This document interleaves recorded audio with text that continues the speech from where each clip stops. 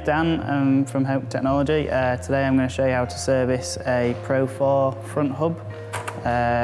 Tools you're going to need, hub support, 2 replacement bearings. They're a 61804 bearing.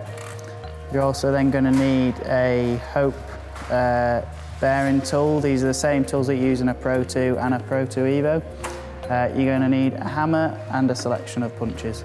First off, you're going to want to remove the end caps out of the hub.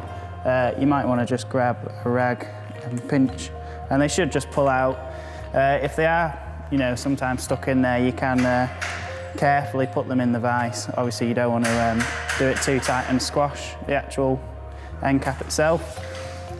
So once you've got the bearings exposed, you're going to want to take just a little punch, and you're going to want to just push that inner sleeve to the side, just so you can get enough on the bearing. Put it onto the hub support, and then just give the bearing a tap, and it should come out. Also then the inner sleeve should come out. Turn it over, and then just repeat on that side.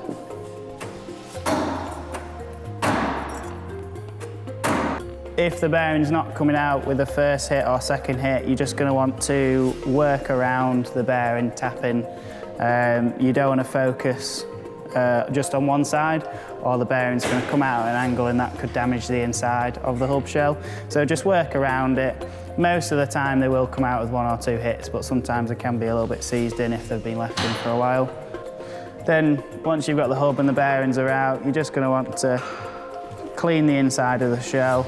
Just inspect in case there could be any damage, any marks or anything like that. Make sure the bearing surface is clean, ready for the new ones.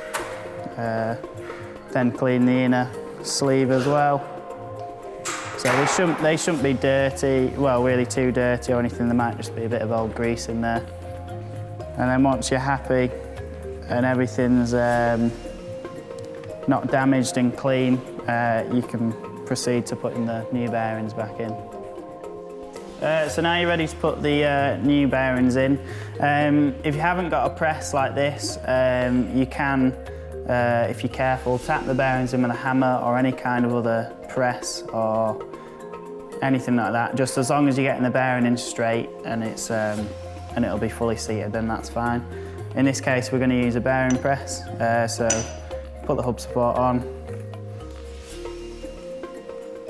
Just roughly put the bearing in. The seating tool will sit perfectly in.